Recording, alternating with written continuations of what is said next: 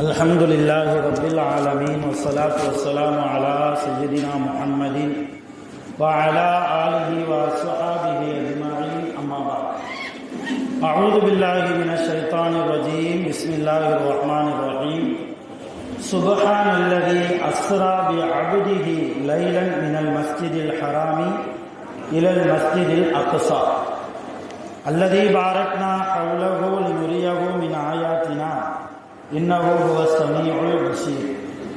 وقال نبينا محمد رسول الله صلى الله عليه وسلم الصلاة معراج المؤمنين صدق الله مولانا العظيم وصدق رسوله النبي الكريم. எல்லா புகழும் அல்லாஹ் ஒருவனுக்கே உரித்தாகுக. அருமை நாயகம் முஹம்மது ரசூலுல்லாஹி ஸல்லல்லாஹு அலைஹி வஸல்லம் அவர்கள் மீதும் அவர்களுடைய குடும்பத்தார்கள் சஹாபா பெருமக்கள் தாபிஈன்கள் தபஅ தாபிஈன்கள் நாதாக்கள் ஷுஹதாக்கள் சாலிஹீன்கள் நம் அனைவர்கள் மீதும் அல்லாஹ்வின் சாந்தியும் சமாதானமும் என்றென்றும் நின்று நிலவட்டுமாக. ஆமீன். எல்லாம் வல்ல அல்லாஹ்வின் ரஹ்மத்தும் மேலான மக்ஃபிரத்தும் நம் அனைவர்கள் மீதும் முழுமையாக வந்து சேரட்டுமாக. ஆமீன். சங்கையானவர்களே, அல்லாஹ்வினுடைய மகத்தான பேர் அருள் பாக்கியம் நிறைந்த மஅராஜுடைய இரவிலே நாம் இருக்கிறோம். மஅராஜுடைய இரவு என்பது மற்ற இரவை போல சாதாரணமான இரவு அல்ல. ஒவ்வொரு வருடமும் ஆலிம்களின் மூலமாக மஅராஜுடைய இரவிலே நடந்த விஷயங்களை அதன் மூலமாக நாம் பெறக்கூடிய படிப்பினைகளை நாம் தெரிந்து வைத்திருக்கிறோம். செய்திகள் பழைய செய்திகளாக இருந்தாலும் கூட சமூகத்திற்கு சமுதாய மக்களுக்கு நினைவுபடுத்துவது ஆலிம்களுக்கு கட்டாய கடமை. அந்த அடிப்படையில் தான் இன்றைக்கு இந்த நேரம் நாம் இங்கே ஒன்று குழுவில் இருக்கிறோம். முதலிலே மஅராஜ் என்ற இந்த இரவுக்கு ரெண்டு விதமான பெயர் உண்டு. ஒரு பெயர் இஸ்ரா என்று ஒரு பெயர், இரண்டாவது மஅராஜ். இஸ்ரா மஅராஜ் இந்த ரெண்டு பெயருக்கும் என்ன வித்தியாசம்? இஸ்ரா என்றால் தரைவழி பயணம், மஅராஜ் என்றால் தரையிலிருந்து விண்ணுலக பயணம். இஸ்ரா என்றால் தரைவழி பயணம், மஅராஜ் என்றால் தரையிலிருந்து பூமியிலிருந்து விண்ணுக்கு போகக்கூடிய பயணம். இந்த ரெண்டு பயணத்தையும் ரசூல் ஸல்லல்லாஹு அலைஹி வஸல்லம் ரஜபு பிறை 27 இரவில் செய்திருக்கிறார்கள். பொதுவாகவே இந்த நேரம் நாம ஒவ்வொருல இருக்கிறோம். நான் 8:45 அமெரிக்காவில் இருந்தேன் என்று சொன்னால் யாராவது நம்புவோமா? நம்ப மாட்டோம் இல்லையா? ஒரு ஆச்சரியமான காரியம் அது நடக்காது, அது ஒரு விஷயம். ஆனால் எந்த காரியம் ஆச்சரியமோ அதைத்தான் அல்லாஹ்வுடைய தூதர் செய்து காட்டினார்கள். ஒரே நாள் இரவிலே 7 வானத்தை கடந்து, அதோடு மாத்திரமல்ல, ரசூலுல்லாஹ் மக்காவில் இருக்கிற போது 2 மாதங்கள் பயண தூரம் இருக்கிற பைத்துல் முகத்தஸ் மஸ்ஜிதுல் அக்ஸா பலஸ்தீனத்தில் இருக்குதா இல்லையா? அங்கே மஸ்ஜிதுல் ஹராமில் இருந்து, காபாவில் இருந்து மஸ்ஜிதுல் அக்ஸாவிற்கு போனார்கள். மஸ்ஜிதுல் அக்ஸாவில் இருந்துதான் மஅராஜ் பயணம் போனார்கள் நபி ஸல்லல்லாஹு அலைஹி வஸல்லம். எத்தனை நாள்ல? ஒரே நாள் இரவிலே. நம்ப முடிகிறதா? நம்பித்தான் ஆகணும். என்ன குர்ஆன் சொல்லுது, ஈமான்தாரிகள் நம்புவோம். ஆக ஆச்சரியமான காரியமாக இந்த காரியம் இருப்பதால் தான் இந்த செய்தியை சொல்கிற போதே அல்லாஹ் எப்படி ஆரம்பிக்கிறான் தெரியுமா? சுப்ஹானல்லதி. சுப்ஹானல்லாஹ் சொல்லுவோம் எல்லாரும். எப்போ சுப்ஹானல்லாஹ் சொல்லுவோம்? ஆச்சரியமா ஏதாவது நடந்தா சுப்ஹானல்லாஹ் சொல்லுவோம். ஒரே பிரசவத்தில் ஒரு பெண் 10 குழந்தைகளை பெற்றெடுத்திருக்கிறாள் ஜெர்மனியிலே. நாம் சமூக ஊடகங்களின் மூலமாக கேள்விப்பட்டோம், பார்த்திருப்போம். அதை பார்த்த போது சுபஹானல்லாஹ், என்னால் அது ஒரு ஆச்சரியம், அது ஒரு அதிசயம். அதிசயமான ஆச்சரியமான சம்பவங்கள் நாம் பார்ப்போமேயானால் பார்க்கிற போதெல்லாம் என்ன சொல்லுவோம்? சுபஹானல்லாஹ்னு சொல்லுவோம். ஏன்னா அது நடக்கிறது ரொம்ப ரேர், ரொம்ப கம்மி. அப்படித்தான் அல்லாஹ் ரசூல் ஸல்லல்லாஹு அலைஹி வஸல்லம் மிஅராஜிலே வந்தார்கள் என்கிற செய்தியை சொல்வதற்கு முன்னால் சுபஹான என்ற வார்த்தையை பயன்படுத்துகிறார். 15வது ஜுஸுல முதல் ஆயத்து இதுதான். சுபஹானல்லதி அஸ்ரா பி அப்திஹி லைலா, இரவிலே எந்த அல்லாஹ் தன்னுடைய அடியாரை தரைவழி பயணத்தில் அழைத்து சென்றானோ அப்படிப்பட்ட அல்லாஹ் பரிசுத்தமானவன். இப்படித்தான் ஆரம்பிக்கிறான்.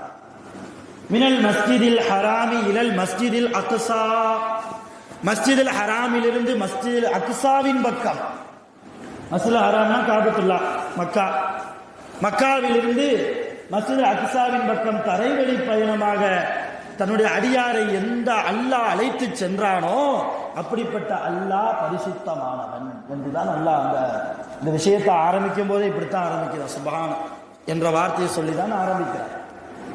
சரி, இது ஒரு பக்கம் இருக்கட்டும். நபி ஸல்லல்லாஹு அலைஹி வஸல்லம் அவர்களுக்கு ஏன் இந்த மிஅராஜ், எதற்கு இப்படி ஒரு ஏற்பாடு என்றால், நபி ஸல்லல்லாஹு அலைஹி வஸல்லம் அவர்களுக்கு 50வது வயது இருக்கிற போது ரசூலுல்லாஹ்வுக்கு பக்க பலமாக இருந்த அபூ தாலிப், அவர் ஈமான்தாரியா ஈமான்தாரி இல்லையா என்பதில் உலமாக்களுக்கு மத்தியில, இமாம்களுக்கு மத்தியிலே நிறைய கருத்து வேறுபாடு. நம்ம அதுக்குள்ள போக வேண்டாம், ஒரு மணி நேரம் பத்தாது அதையும் சொல்றதா இருந்தா. அவர் திடீரென்று மௌத்தாகிவிட்டார். அபூ தாலிப் அவர் உயிரோடு இருந்த வரைக்கும் நபி ஸல்லல்லாஹு அலைஹி வஸல்லம் அவர்களை நேரடியாக யாருமே நெஞ்சுக்கு நேர் நின்று எதிர்த்ததில்லை. முதுகுக்கு பின்னால போய் பேசுவாங்க, அவ்வளவுதான். முகத்துக்கு நேரா நின்று பேசிய தைரியம் அபூ தாலிப் உயிரோடு இருந்த வரைக்கும் ரசூலுல்லாஹ்வுக்கு எதிரிகளாக இருந்த அந்த எதிரி கூட்டத்துக்கு வரல. அபூ தாலிப் மௌத்தா போய்விட்டார். ரசூலுல்லாஹ்வுக்கு ஒரு கையே உடைந்த மாதிரி, தன்னுடைய செச்சா சிறிய தகப்பனார் 6 வயதிலே ரசூலுல்லாஹி ஸல்லல்லாஹு அலைஹி வஸல்லம் தன்னுடைய தாயையும் தன்னுடைய தந்தையையும் இழந்துவிட்டு அனாதையாக நின்ற போது ரசூலுல்லாஹ் யாரிடத்தில் ஒப்படைக்கப்பட்டார்கள்? அவருடைய பாட்டனார் அப்துல் முத்தலிபிடத்திலே ஒப்படைக்கப்பட்டார்கள். ரசூலுல்லாஹ்வுக்கு 8 வயது இருக்கிற போது அப்துல் முத்தலிபும் மௌத்தாய் போனார், இறந்து போய்விட்டார். இறந்து போகிற போது தன் மகன் அபூ தாலிபை கூப்பிட்டு, உங்க அண்ணன் பிள்ளைய நீ தான் பார்க்கணும், ஓம் பிள்ளை மாதிரி நினைச்சு பார்க்கணும். அபூ தாலிபு வேற யாரும் இல்ல, அலி ரலியல்லாஹுடைய அத்தா, ஜாஃபர் ரலியல்லாஹுடைய அத்தா, அவங்கதான் அபூ தாலிப். அப்துல் முத்தலிபு கூப்பிட்டு சொன்னாங்க அபூ தாலிபிட்ட, உன் அண்ணன் மகன் அப்துல்லாவின் மகன் இந்த முஹம்மத், இவர் இனிமேல் உன் பிள்ளை போன்று நீ பாவிக்க வேண்டும், வளர்க்க வேண்டும். எந்த அளவு அபூ தாலிபு ரசூலுல்லாஹ் மேல பாசம் வச்சாங்கன்னா, தான் பெற்றெடுத்த அலியோ அல்லது ஜாஃபரோ இல்லைன்னு சொன்னா சாப்பிடுவாங்க. சாப்பிட்ற நேரத்தில் அலிகள் இல்லை, வெளியே போயிட்டாங்க, புள்ள வீட்டில் இல்லைன்னா அவர் பிரச்சனை இல்லை, சாப்பிடுவாங்க. ஆனால் முஹம்மது ரசூலுல்லாஹ் இல்லை என்றால் தான் சாப்பிடவே மாட்டாங்க அபூ தாலிப். அந்த அளவு பாசம் வைத்தார்கள் அண்ணன் மகன் மேல. அப்படிப்பட்ட அபூ தாலிப் இறந்து போய்விட்டார். மிகப்பெரிய கவலை. சொல்லி வச்ச மாதிரி அபூ தாலிப் இறந்து 3வது நாள் ஹதீஜா அம்மாவும் வஃபாத். ரசூலுல்லாஹ்வுடைய முதல் மனைவி ஹதீஜா. ஹதீஜா அம்மா உயிரோடு இருக்கிற வரைக்கும் ரசூலுல்லாஹ் வேற பெண்ணை திருமணம் முடிக்கல. ஹதீஜா அம்மா மரணத்திற்கு பின்னால் தான் ரசூலுல்லாஹ்வுக்கு அடுத்தடுத்த திருமணங்கள் நடந்தது. இப்ப 3வது நாளில் அபூ தாலிப் இறந்த 3வது நாளில் ஹதீஜா அம்மாவும் வஃபாத். 2 கையும் உடைஞ்ச மாதிரி இல்லையா ஹதீஜா அம்மாவுடைய தியாகம்? சொல்லி நம்மளால் வார்த்தைகளால் வர்ணிக்க முடியுமா? செல்வ சீமாட்டி மக்காவிலேயே எல்லா சொத்துக்களையும் இஸ்லாத்துக்காண்டியே கொடுத்து கொடுத்து கொடுத்து கடைசியில் அவர்களுடைய ஜனாசாவை மூடுவதற்கு கஃன் துணி எடுத்து கொண்டு வந்தால் தலையை மூணா கால் தெரியுது, காலை மூணா தலை தெரியுது. ஒரு கஃன் துணி கூட தன் உடம்பை மறைக்கிற அளவுக்கு இல்லாத நிலைமையில் இறந்து போனார்கள். வஃபாத்தானாங்க அம்மா கதீஜா. இந்த 2 பேருடைய வஃபாத்து ரசூலுல்லாவுக்கு நிறைய மனக்கவலை, அதிகமான மனக்கவலை. சரி, தாயிஃப்ல நம்ம சொந்தக்காரங்க கொஞ்சம் இருக்கிறாங்க, அங்க போயாவது இந்த ஈமானை பத்தி சொல்லுவோம், அல்லாஹ்வை பத்தி சொல்லுவோம், நாம நபிங்கிறத அந்த மக்களுக்கு எடுத்து சொல்லுவோம், அவங்களாவது ஈமான் கொள்ளட்டுமே என்று சொந்தக்காரங்கள்ட்ட போனா, என்றைக்குமே சொந்தக்காரங்க வேணதானே. நமக்கு மட்டும் இல்ல, ரசூலுல்லாவுக்கும் அப்படித்தான். கல்லாலேயே அடித்தார்கள். யார? முஹம்மது ரசூலுல்லாஹி ஸல்லல்லாஹு அலைஹி வஸல்லம் அவர்களை கல்லாலேயே அடித்தார்கள். அல்லாஹ் ஜிப்ரீல் அலைஹிஸ்ஸலாம் அவர்களை இறக்கி கேட்க சொன்னான், என் ரசூலுடைய ரத்தம் பூமியிலே பட்டது என்றால் இந்த தாயிஃப் மக்களை நான் 2 மலைக்கு மத்தியில் வைத்து நசுக்கி விடுவேன். ஜிப்ரீல் உடனே வந்துட்டார், ரசூலல்லாஹ் உங்க ரத்தத்தை பூமியில சிந்த விடாதீங்க, சிந்தினால் அல்லாஹ் இந்த மக்களை அழித்து விடுவான். இந்த மக்களை அல்லாஹ் அழிக்க வேண்டும் என்று நீங்கள் விரும்பினால் உங்கள் ரத்தத்தை சிந்த விடுங்கள். இதை கேட்டது ரசூலுல்லாஹ் வலிந்து கொண்டிருந்த ரத்தத்தை தன் கைகளாலேயே மேனியில தேய்ச்சிக்கிட்டாங்க. ஒரு பாறையில் போய் கொடுத்த அடி தாங்க முடியாமல் சோர்வடைந்து அந்த பாறையில் சாய்ந்தார்கள். இன்றைக்கும் அந்த பாறை இருக்கிறது. அந்த பாறையில் ரசூலுல்லாஹ்வினுடைய பாக்கியம் பொருந்திய அந்த இரத்தம், அதனுடைய கரை இன்றைக்கும் இருக்கிறது. ஹஜ் உம்ராக்கு போகக்கூடிய ஹாஜிகள், உம்ரா செல்லக்கூடியவர்கள் இன்றைக்கும் அந்த பாறையை பார்த்து விட்டுத்தான் வருகிறார்கள். பார்க்கிற ஹாஜிகள் எல்லாம் எங்கள் கண்மணி முஹம்மது ரசூலுல்லாஹி ஸல்லல்லாஹு அலைஹி வஸல்லம் அவர்களுடைய புனித மேனியில் இருந்து வந்த இரத்தம் அல்லவா பார்த்து கண்ணீர் வடிக்கிறார்கள், கண்ணீர் வடிக்கிறார்கள். எப்படி அழுகை வராமல் இருக்கும்? நம் உயிரோடு உயிராக கலந்தவர்கள் அல்லவா முஹம்மது ரசூலுல்லாஹி ஸல்லல்லாஹு அலைஹி வஸல்லம். தாயிஃப்ல இப்படி ஒரு சம்பவம். சொந்த பந்தங்களும் நம்மளை நிராகரிக்கிறார்களே என்கிற ஒரு கவலை, அபு தாலிப் இறந்து விட்டார் என்பது ஒரு கவலை, தன் மனைவி ஹதீஜா இறந்து விட்டார்கள் என்பது ஒரு பக்கம் கவலை, சொந்த பந்தங்கள் எல்லாம் விரட்டுகிறார்களே, அடிக்கிறார்களே என்று ஒரு கவலை. இந்த 3 கவலையும் ரசூலுல்லாவை கொஞ்சம் கொஞ்சமாக சித்திரவதை செய்து கொண்டிருந்த அந்த இரவுதான் ரஜபுடைய 27. இந்த இரவுதான் நேர ஜிப்ரீல் அலைஹிஸ்ஸலாம் வந்தார்கள். யா ரசூலல்லாஹ், புறப்படுங்கள், அல்லாஹ் உங்களை அழைத்து வர சொல்லிவிட்டான், புறப்படுங்கள் நாயகமே. எதற்காக? சொந்த பந்தங்கள் அடிக்கிறார்களே, மனைவி இறந்து போய்விட்டார்களே, சச்சா இறந்து போய்விட்டார்களே என்ற வருத்தத்தில் இருக்கக்கூடிய தாங்களுக்கு அல்லாஹ் ஆறுதல் சொல்ல வேண்டும் என்று நினைக்கிறார். நாடுகிறார். இங்க நம்ம விளங்கணும், ஒரு 1,24,000 நபிமார்கள் உலகத்தில் அனுப்பப்பட்டிருக்கிறாங்க அல்லாஹ்வால. எல்லா நபிமார்களும் ரசூலுல்லாவை போல துன்பப்பட்டிருக்கிறார்கள், சோதனைக்கு தள்ளப்பட்டார்கள். அந்த நபிமார்களுக்கெல்லாம் அல்லாஹ் நேரடியாக கூப்பிட்டு ஆறுதலை சொல்லலையே. இங்கே முஹம்மது ரசூலுல்லாவுக்கு மாத்திரம் இது தனி சிறப்பு. காரணம், முஹம்மது ரசூலுல்லாவுக்கு பட்ட பெயர் என்ன? ஹபீபுல்லா. ஹபீப்னா நேசர், அல்லாஹ்வுடைய நேசர். நாம் பாசம் வைத்த ஒரு நபர் கொஞ்சம் கவலையோடு ஓரத்தில் உட்கார்ந்து இருக்கிற நாம பார்த்தா நம்ம மனசு தாங்குமா? அவருடைய கவலைக்கு ஒரு மருந்தாக நாம் போய் அவர் பக்கத்தில் உட்கார்ந்து அவர் தலையை தடவி கொடுத்து, இல்லையா, மனைவியாக இருந்தால் அரவணைத்துக் கொண்டு, கணவனாக இருந்தால் அரவணைத்துக் கொண்டு, நண்பனாக இருந்தால் நண்பா கவலை வேண்டாம் உனக்கு நான் இருக்கிறேன் என்கிற ஒரு ஆறுதல் வார்த்தை. காரணம், என் நேசத்திற்கு சொந்தக்காரன் அவன். அதனால் இதே விட பன்மடங்கு அளவு அல்லாஹ் ரசூலுல்லாவை நேசிக்கிறான். அந்த ரசூல் மூலையில கவலையோடு இருக்கிற போது அல்லாஹ்வுக்கு தாங்குமா? அதனால்தான் அல்லாஹ் அழைத்தான், வாருங்கள், புறப்படுங்கள். ஜிப்ரீல் அலைஹிஸ்ஸலாம் அவர்கள் வந்து கூப்பிட்டாங்க, வாங்க நபியே புறப்படுங்கள். உம்மு ஹானி ரலியல்லாஹு அன்ஹா அவங்க வீட்டில் ரசூலுல்லாஹ் இருந்தாங்க. உம்மு ஹானி ரலியல்லாஹு அன்ஹா அவங்க யாருன்னா அலி ரலியல்லாஹுடைய சகோதரி. அப்ப ரசூலுல்லாவுக்கு தங்கச்சி முறை. தன் தங்கையின் வீட்டில் இருக்கிற போதுதான் ஜிப்ரைல் வந்து கூப்பிடுறார். சரி அல்லாஹ்வை கூப்பிட்டானா நான் வாரேன்னு ரெடி ஆகும் போது சில பாத்திரங்களை கொண்டு வந்தார் ஜிப்ரைல் அலைஹிஸ்ஸலாம். சில பாத்திரங்கள், ஒரு பாத்திரத்திலே பால் இருந்தது, ஒரு பாத்திரத்திலே தேன் இருந்தது, ஒரு பாத்திரத்திலே தண்ணீர் இருந்தது. இந்த மூன்றில் உங்களுக்கு எது பிரியமோ இதை நீங்கள் பருகிக் கொள்ளுங்கள்.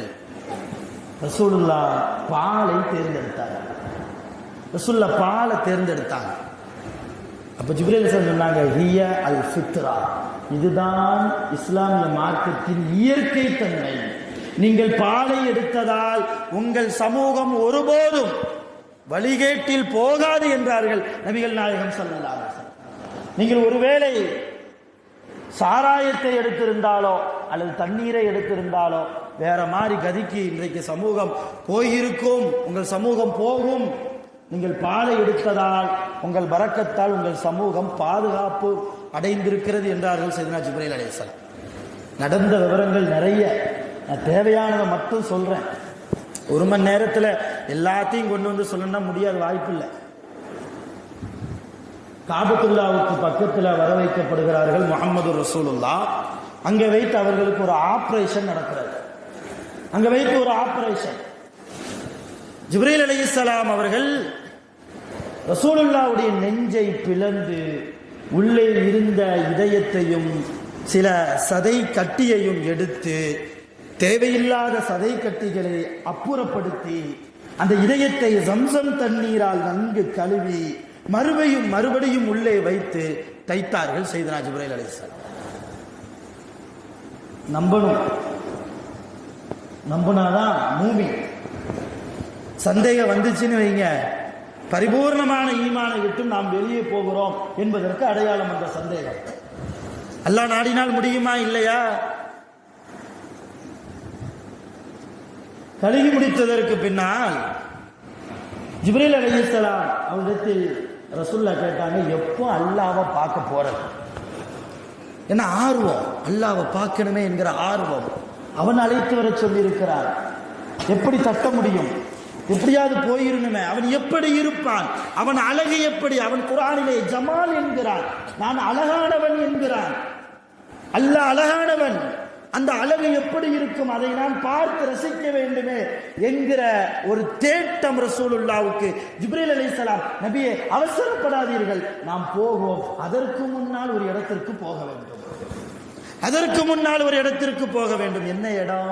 மஸ்ஜிதுல் அக்ஸா. சாதாரணமாக போக முடியாது, போக ஒரு மாசம், வர ஒரு மாசம், 2 மாசம் பயணப்பட்டாதான் அன்றைக்கு போக முடியும், போயிட்டு வர முடியும். எப்படி போறது? என்னிடத்தில் ஒரு வாகனம் இருக்கிறது என்று ஒரு வாகனத்தை ஜிப்ரீல் அலைஹிஸ்ஸலாம் சுவனத்தில் இருந்து கொண்டு வந்தார்கள். அந்த வாகனத்திற்கு பெயர் புராக். புராக் என்ற வாகனம். அது என்ன வாகனம்? அது ஒரு குதிரை, ரெக்கை வைத்த குதிரை, மின்னல் வேகத்தில் போகக்கூடிய குதிரை. அந்த குதிரையில் முதலில் ஜிப்ரீல் அலைஹிஸ்ஸலாம் அவர்கள் ஏறி உட்கார்ந்தார்கள். பின்னாடி முஹம்மது ரசூலுல்லாஹ் ஏறி உட்கார்ந்து குதிரையை புறப்பட வைத்தால் குதிரை போக மறுக்கிறது. குதிரை போக மறுக்கிறது. ஜிப்ரீல் அலைஹிஸ்ஸலாம் எதையெல்லாமோ சொல்லி பார்க்கிறார்கள், எப்படியெல்லாமோ கைகளால் தங்களுடைய ரெக்கைகளாலேயே அடித்து பார்க்கிறார்கள். அந்த குதிரை இருக்கிற இடத்தை விட்டு 1 இன்ச்சு கூட நகரல. அதுக்கப்புறம் தான் ஜிப்ரீல் அலைஹிஸ்ஸலாம் யோசித்து ஒரு முடிவு செய்தார்கள். யா ரசூலல்லாஹ், அல்லாஹ்வின் தூதர், நீங்க முன்னாடி வாங்க, நான் பின்னாடி போறேன்.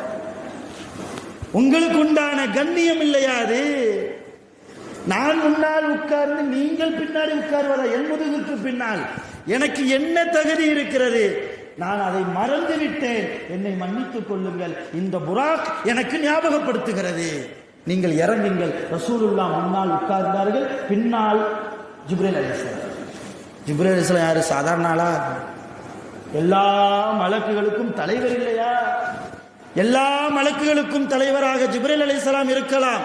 ஆனால் எல்லா நபிமார்களுக்குமான தலைவர் முஹம்மது ரசூலுல்லாஹ்.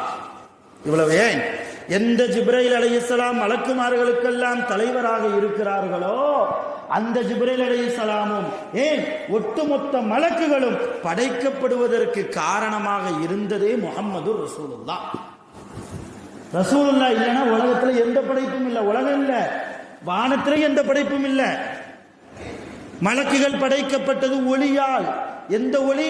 முஹம்மது என்கிற ஒளியால். முஹம்மது எங்கிருந்து வந்த ஒளி? அல்லாஹ்விடத்தில் வந்த ஒளி. அதைத்தான் ரசூலுல்லாஹ் சொன்னாங்க, அன நூறும் மின் நூரில்லா, நான் சாதாரணமான மனிதன் அல்ல, அல்லாஹ்வினுடைய ஒளியில் இருந்து வந்த ஒரு ஒளி. மனித உருவத்தில் இருக்கிறேன், அவ்வளவுதான். மனித உருவத்தில் இருக்கிறேன், அவ்வளவுதான். அப்ப எந்த மலக்குகள் படைக்கப்படுவதற்கு காரணமோ அப்படிப்பட்ட முஹம்மது ரசூலுல்லாஹி ஜிப்ரீல் அலைஹிஸ்ஸலாம் முன்னால் உட்கார வச்சு தான் பின்னால் உட்கார்ந்ததுக்கு பிறகு அந்த புராக் வாகனம் பறக்கிறது, மின்னல் வேகத்தில் பறக்கிறது. மஸ்ஜிதுல் அக்ஸா போறதுக்குள்ளேயே நிறைய சம்பவத்தை பார்த்தாங்க, நிறைய சம்பவத்தை ரசூலுல்லாஹ் பார்த்தாங்க. அதெல்லாம் சொன்னோம்னா அதிகமாக 2:30 மணிக்கு மேல ஆகும்னு நினைக்கிறேன். தேவையான விஷயத்த ரொம்ப சுருங்க சொல்கிறேன். போகிற வழியில ஒரு பெண் நின்று கொண்டு ரசூலுல்லாஹ்வுக்கு சலாம் சொன்னாள். அஸ்ஸலாமு அலைக்கும் யா ரசூலல்லாஹ். நபி ஸல்லல்லாஹு அலைஹி வஸல்லம் சலாம் சொன்ன அந்த பெண்ணுக்கு பதில் சலாம் சொல்வதற்கு வாயை திறந்தார்கள். ஜிப்ரீல் அலைஹிஸ்ஸலாம் வாயை பொத்திட்டாங்க. நாயகமே பதில் சலாம் சொல்ல வேண்டாம், சொல்லாது. ஏன்னு கேட்டாங்க ரசூலுல்லாஹ். அது துன்யா என்றார்கள் முஹம்மது. ஏன்னு கேட்டது ஜிப்ரீல் அலைஹிஸ்ஸலாம். ரசூலுல்லாஹ் ஏன்னு கேட்டாங்க, அதுக்கு பதில் சொன்னது யாரு? ஜிப்ரீல் அலைஹிஸ்ஸலாம் பதில் சொல்கிறார்கள், அந்த பெண் வேறு யாரும் இல்லை, அதுதான் துன்யா, உலகம். உலகம் சலாம் சொல்கிறது உங்களுக்கு, நீங்கள் பதில் சலாம் சொல்லிவிட்டால் உங்கள் சமூகம் உலகத்திலேயே முங்கி போய்விடும். ரசூலுல்லாஹ் பதில் சலாம் சொல்லாமலேயே இன்னைக்கு பள்ளியாசல்ல ஆகலாம். பதில் சலாம் சொல்லாமலேயே ஜிப்ரீல் அலைஹிஸ்ஸலாம் ரசூலுல்லாஹ்வுடைய வாயை பொத்தியதற்கு பின்னாலேயே பள்ளிவாசல்ல ஆளை காணோம். நிறைய வீட்டில் தஹஜ்ஜத் இல்லை, நிறைய வீட்டில் பெண்கள் தொழாமல் இருக்கிறோம், நிறைய வீட்டில் சிறுவர்கள் குர்ஆன் தொடர்பில்லாமல், பெரியவர்கள் தொழுகை என்றால் என்னவென்று, ஃபர்ல் என்றால் என்ன, சுன்னத் என்றால் என்ன, நஃபில் என்றால் என்ன, ஜகாத்துடைய அளவு என்ன, சதக்கா என்றால் என்ன, சதக்காவுக்கும் ஜகாத்துக்கும் என்ன வேறுபாடு, எதுவுமே தெரியல. ரசூலுல்லாஹ் மட்டும் சலாம் சொல்லியிருந்தாங்களோ, மோதினார் அசரத்து மட்டும்தான் எல்லா பள்ளிவாசலும். அதுதான் சரி. கடந்து போகிறார்கள் முஹம்மது ரசூலுல்லாஹ். அடுத்து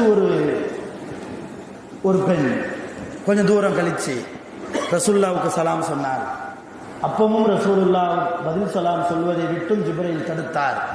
ஏன் என்று காரணம் கேட்டபோது அது இப்லீஸ் என்றார்கள் ஜிப்ரீல் அலைஹிஸ்ஸலாம். அவனா இப்லீஸ், ஷைத்தான். அவனுக்கு நீங்கள் பதில் சலாம் சொல்லிவிட்டால் உங்கள் சமூகம் ஷைத்தானுடைய வலையில் மாட்டிக்கொள்ளும். பதில் சலாம் சொல்லாது. இப்படி நிறைய இடத்தை பார்த்துட்டே போறாங்க. இப்படி நிறைய இடத்தை பார்த்து அப்படி போகும்போது திடீர்னு அந்த புராக் வாகனம் நின்றுச்சு. சடனா பிரேக் போட்ட மாதிரி நின்றுச்சு. ஜிப்ரீல் சொன்னாங்க, ரசூலுல்லாஹ் இறங்குங்க, இறங்குங்க. சில கபறுகள் இருக்கிறது, சில கபறுகள் இருக்கிறது. இந்த கபருக்கு நீங்க சலாம் சொல்லுங்க. கபர்வாசிகளுக்கு நீங்க என்ன செய்யுங்க? சலாம் சொல்லுங்க. அவர்களுக்காக துவா செய்யுங்க. இந்த கபர்வாசிகளுக்காக நீங்க துவா செய்யுங்க. எல்லாம் ரசூலுல்லாஹ் சலாம் சொல்லிட்டாங்க, துவாலாம் செஞ்சுட்டாங்க. அது கேட்டாங்க, இது யாருடைய கபரு? யாருடைய கபரு? சொன்னாங்க, ஃபிரௌன் காலத்துல ஒரு பெண் மூசா நபியை ஈமான் கொண்டிருந்தால் அந்த பெண்ணுக்கு மொத்தம் 3 குழந்தை. அந்த பெண்ணுக்கு மொத்தம் 3 குழந்தை. இதை கேள்விப்பட்டதும் ஃபிரௌன் அந்த பெண்ணை அழைத்து, நீ மூசா நபியை ஈமான் கொள்ளக்கூடாது, நான் தான் அல்லாஹ்னு ஈமான் கொள்ளணும் என்று சொல்லி துன்புறுத்தினார். அந்த பெண் ஃபிரௌனுடைய துன்புறுத்தலுக்கு மசியவே இல்லை. கடைசி அந்த ஃபிரௌன் என்ன செஞ்சான் தெரியுமா? எண்ணெய் சட்டி வைத்து தீ வைத்து அந்த எண்ணெயை நன்றாக காய்ச்ச ஆரம்பித்தவுடன், எண்ணெய் கொதித்து கொண்டிருக்கிற போது ஒவ்வொரு குழந்தையாக ஃபிரௌன் அந்த தாய்க்கு முன்னால் உயிரோடு அந்த எண்ணெய் சட்டியில் போட்டு வாட்டினான். அப்படி 2 குழந்தையை போட்டான். 2 குழந்தையும் போட்டான். 3வது குழந்தை கைப்பிள்ளை பேசக்கூட ஆரம்பிக்கல அந்த பிள்ளை. ஃபிரௌன் சொல்கிறான், 2 குழந்தையை இழந்து விட்டார், இந்த கைப்பிள்ளை உன்னிடத்தில் பால் குடிக்கக்கூடிய இந்த கைப்பிள்ளையையும் இப்பொழுது நான் என்ன செய்வேன், போற்றுவேன். ஒழுங்கா மூசா நபியை ஈமான் கொள்வதை விட்டுவிட்டு என்னை அல்லாஹ் என்று எடுத்துக்கொள், விட்டு விடுகிறேன். அப்ப அந்த குழந்தை பேசியது, தாயே கவலைப்பட வேண்டாம், சுவனத்தில் நாம் சந்திப்போம். வரலாறுங்க, தொட்டிலேயே பேசிய குழந்தைகளில் இந்த குழந்தையும் ஒன்று. ஈசா நபியும் பேசினாங்க இல்லையா, சிறுபிராயத்தில் இருக்கும் போதே மரியம் அம்மாவை பத்தி தவறா சொல்லும் போது, இன்னி அப்துல்லா, நான் அல்லாவுடைய அடிமை, அல்லாஹ் என்னை நபியாக்குறான், ஈசா நபி பேசினாங்க இல்லையா, அந்த லிஸ்ட்ல இந்த குழந்தையும் ஒன்று. தாய்க்கு ஆறுதலுக்குரியது குழந்தையே, கவலைப்பட வேண்டாம், நிரந்தரமான வாழ்க்கையில் நாம் சுவனத்தில் இருப்போம். அந்த குழந்தையும் தூக்கி போட்டான், கடைசியில் அந்த அம்மாவையும் தூக்கி போட்டு கொண்டுட்டான். அந்த அம்மாவினுடைய கபரும் அந்த அம்மாவினுடைய பிள்ளைகளுடைய கபரு தான் இந்த கபறுகள். துவா செஞ்சாங்க ரசூலுல்லாஹ், போயிட்டாங்க.